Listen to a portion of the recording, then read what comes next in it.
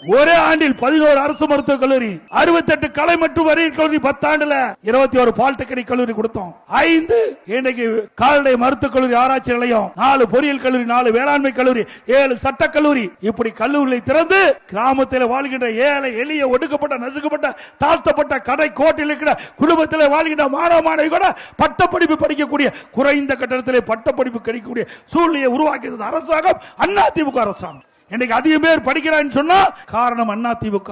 சிந்திக்க வேறும் இளைஞர்கள் ஏதோ ஆசைப்படுறீங்க, யாரோ புது புது கட்சி நடத்துறாங்க, அவர்களா அதை செஞ்சாங்களா?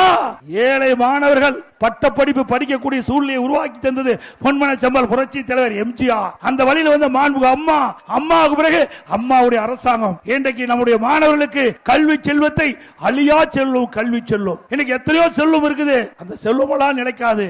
ஆனால் நம் உயிர் இருக்கின்ற வரை நம்மோடு இருக்கின்ற ஒரே செல்வம் கல்வி செல்லும். அந்த கல்வி செல்வத்தை நம்முடைய இளைஞர்களுக்கு கொடுத்த ஒரே அரசாங்கம் அதிமுக அரசாங்கம். இளைஞர்கள் அதை எண்ணி பார்க்க வேண்டும். இளைஞர்கள் சமுதாயம் சிறந்திருக்கின்றது சொன்னால் அதிமுக அடித்தளம் அமைத்தது என்பதை அவர் உணர வேண்டும்.